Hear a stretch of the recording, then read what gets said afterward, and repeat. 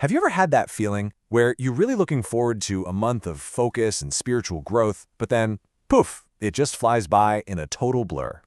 Well, today, we're going to decode a roadmap that's designed to stop that from happening during one of the most important months for Muslims around the world, Ramadan. We're going to explore how this one planner tries to turn 30 days of fasting into a really structured, intentional journey. This quote from the planner's forward, man, it just gets right to the heart of the problem, doesn't it? Ramadan is absolutely packed with opportunities, but it moves so fast. The whole idea here is that even with the best intentions, if you don't have a plan, you can easily get lost in the shuffle of just daily life. So that's the big question, right? If your goal is something as deep and personal as spiritual growth, what does a practical, day-to-day plan for that even look like? How do you schedule something like that? And that, right there, is where this planner steps in. You should think of it less like a boring schedule and more like a spiritual toolkit. It's designed to help you navigate the month with real intention, turning that feeling of being overwhelmed into a feeling of purpose, all by giving your days a clear, solid structure. And when you look inside, you see it's pretty comprehensive. This is not just a checklist for fasting. No way. It's got your daily tasks, a master list for prayers, and it even has recipes to make meal prep simpler. It structures the entire experience, from day one all the way to the final celebration of Eid. Okay, so to really get the daily rhythm this planner sets up, there's one key term you gotta know: suhoor.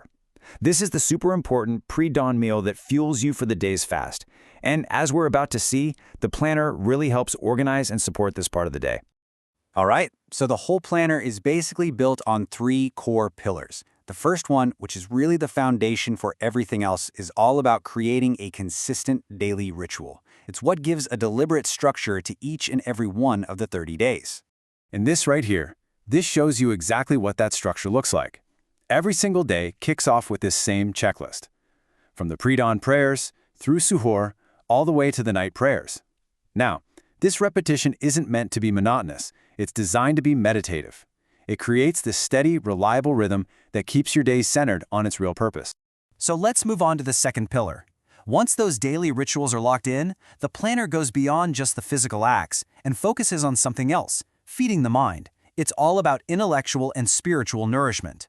So every single day, you get this amazing 1-2 punch of knowledge. On one side, you've got today's ayah, a direct verse from the Quran to really think about. And on the other, today's story, a short biography of a key historical figure. It's like a daily dose of divine wisdom and human inspiration, side by side.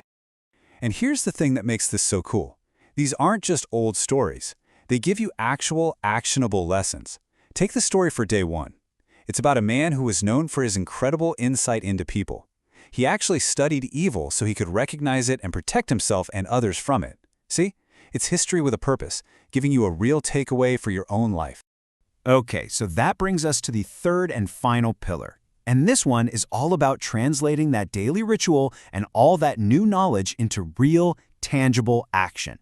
This is where the planner gets you to actively focus on nurturing your soul. And just like before, the planner makes it super practical. Every day you have 3 simple prompts: a specific prayer or dua, a concrete act of kindness, and a little space for a gratitude journal. It's this simple but really powerful daily loop: intention, then action, then reflection. It's all designed to build positive habits over time. So what kind of acts of kindness are we talking about? Well, what I love is how simple and achievable they are. These aren't huge, difficult things. They're small actions focused on making your family and community stronger, like helping with dinner or just offering a smile. Each one is a little step toward becoming a more compassionate and generous person. But you know, the real goal here isn't just to have a good Ramadan. It's way bigger than that. This whole planner is basically set up as a training ground for the other 11 months of the year. The focus is on building habits of prayer, reflection, and kindness that actually last. And the planner doesn't hide this at all. In fact, it calls you out on it. Partway through the month, there's this productivity check that asks this very direct question. It's a reminder that all this repetition isn't just for the sake of it. It's a deliberate process of forming habits. The goal is a permanent upgrade to your daily life, not just a temporary boost during Ramadan. And after this whole 30-day journey of discipline and reflection, it all comes together in this big, joyful celebration of Eid. The planner even guides you through this final step, blending spiritual practices like charity and praising God with happy traditions like wearing your best clothes and visiting family and friends. It's the perfect capstone on a month of hard work and growth. So seeing a plan this detailed, this structured, for personal and spiritual development, it really makes you think, doesn't it? This planner is just one example for one specific context, but it begs the question, what would a personal roadmap for growth look like in your own life?